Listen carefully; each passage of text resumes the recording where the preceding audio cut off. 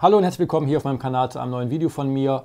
Heute habe ich mal wieder einen richtig schicken kleinen Heli für euch, und zwar die kleine Amevi Flying Bulls EC135, natürlich hier als RTF-Version.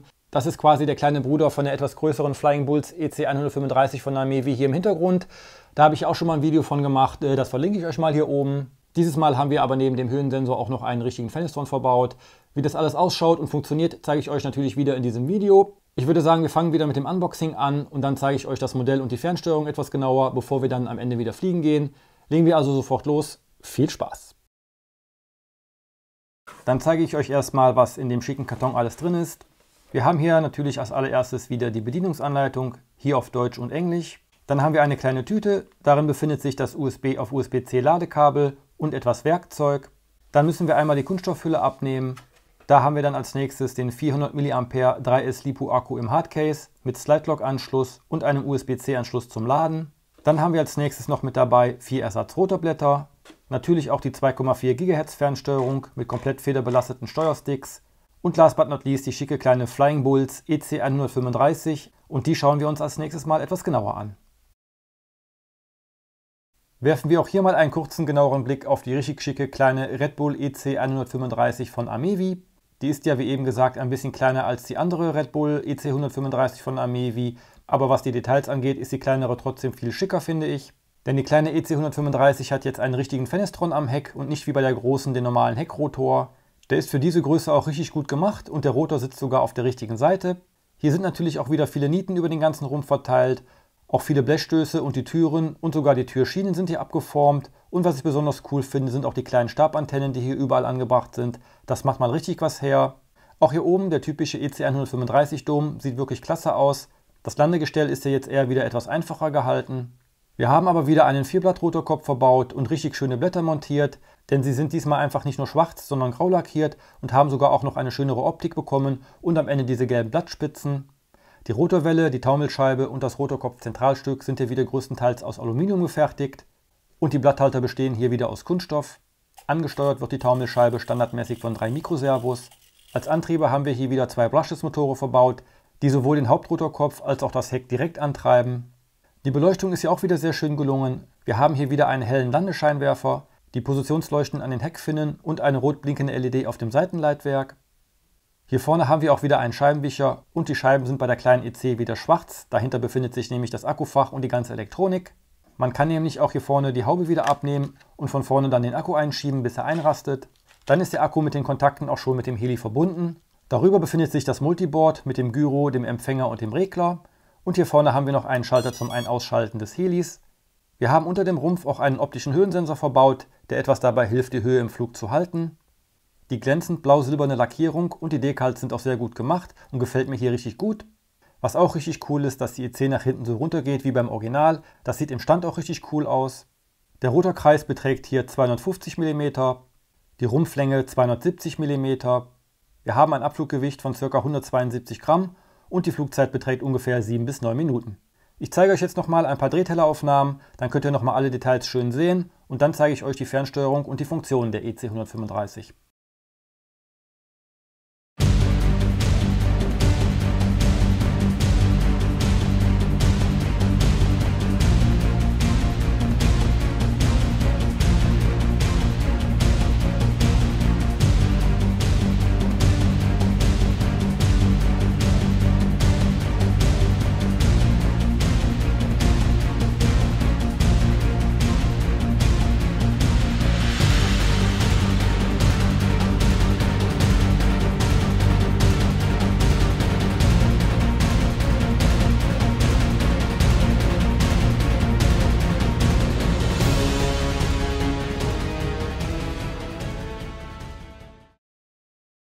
Ja, wir haben hier wieder eine 2,4 GHz Kunststofffernsteuerung, wie sie ja mittlerweile oft bei den kleinen Helis dabei ist. Die Knüppelaggregate sind auch hier wieder aus Kunststoff und die Knüppel aus Aluminium. Die lassen sich auch wieder in der Höhe verstellen. Und auch die Zackenkrone gibt es hier oben drauf wieder zum besseren Daumenfliegen. Alle Achsen sind auch hier federbelastet, da wir ja auch hier wieder eine Autostart- und Landefunktion haben. In der Mitte haben wir dann einen Ausschalter, darüber eine kleine Status-LED. Um die Knüppelaggregate haben wir dann wieder die Trimmschalter zum Nachtrimmen des Helis im Flug. Hier unten links haben wir dann den Knopf für die automatische Startfunktion. Wenn wir den einmal drücken, geht der Heli von alleine an, beziehungsweise der Rotor fängt an zu drehen und der Heli steigt selbstständig ungefähr auf 1,5 Meter Höhe und dann können wir manuell weiterfliegen. Wir können aber auch mit dem Heli wieder ganz normal manuell starten, indem wir die beiden Knüppel nach außen und unten ziehen und dann mit dem Gasknüppel starten lassen. Darunter befindet sich der Knopf für die automatische Landung. Wenn wir den im Flug drücken, geht der Heli von alleine runter und stellt sich dann auch nach einer gewissen Zeit von alleine ab. Auch hier können wir natürlich währenddessen wieder manuell eingreifen. Dann haben wir oben links den Schiebeschalter für die Taumelscheibenausschläge. Auf Stufe 1 haben wir die geringsten Ausschläge. In der Mitte auf Stufe 2 haben wir etwas mehr Ausschläge.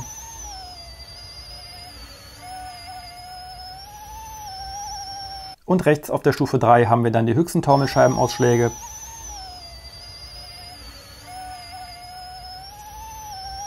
Auf der rechten Seite haben wir noch einen Notausknopf. Damit können wir den Motor in jeder Situation ausstellen, auch wenn ich finde, 2-3 Sekunden für ein Notaus ist etwas lange. Zu guter Letzt haben wir hier noch die Rückenflugfunktion. Hierfür müssen wir mindestens 3 Meter hoch sein, die Ausschläge auf Stufe 3 stellen und dann hier den Gastrimmhebel einmal nach oben drücken und dann den Rollknüppel zum Beispiel nach rechts drücken. Dann dreht sich der Heli von alleine auf den Rücken und das Besondere ist jetzt, dass die Steuerung für den Piloten genauso wie in Normalfluglage bleibt. Das heißt also, links und rechts bleibt links und rechts und auch vor und zurück und auch hoch runter bleibt gleich. Also perfekt für die Rückenfluganfänger geeignet. Zum Wiederumdrehen muss man die gleiche Prozedur noch einmal durchführen. Hier oben haben wir dann noch die 2,4 GHz Antenne sitzen und einen Griff zum Transportieren der Fernsteuerung. Auf der Rückseite haben wir dann noch das Akkufach. Hier passen 4 AA-Batterien rein und auf der Unterseite haben wir noch 2 Standfüße. Damit können wir die Fernsteuerung dann auch noch hinstellen.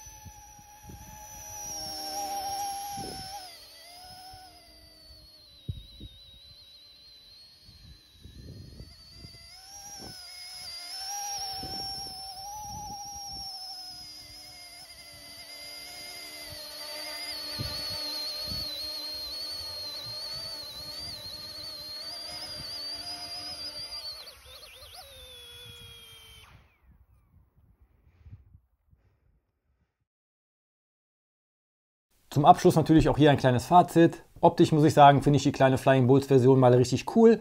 Gerade die Lackierung, der Fenestron und die Optik allgemein finde ich sehr schön und detailliert. Auch mit den kleinen Antennen hier hinten finde ich wirklich richtig cool. Das Landegestell ist jetzt nicht ganz so detailliert, aber irgendwas ist ja immer. Im Flug verhält sich die E10, muss ich sagen, auch wieder ziemlich gut. Die Stabilisierung funktioniert sehr gut. Hin und wieder wackelt es ein bisschen, aber das kommt immer wieder darauf an, wie windig es ist. Die Modelle sind einfach nicht für Wind gemacht, zumindest nicht, um schön im Wind zu fliegen. Generell in der Luft bleiben tun die natürlich auch bei etwas mehr Wind. Aber wenn es dann ein bisschen zu viel wird, hat man irgendwann noch Probleme, gegen den Wind anzukommen. Das Rückenfliegen hat auch wunderbar funktioniert. Auch das mit der identischen Steuerung wie in Normalfluglage klappte super. Das ist natürlich toll für Anfänger, aber üben kann man Rückenfliegen damit natürlich nicht. Aber auch in der Rückenfluglage ist die Stabilisierung genauso wie in der Normalfluglage.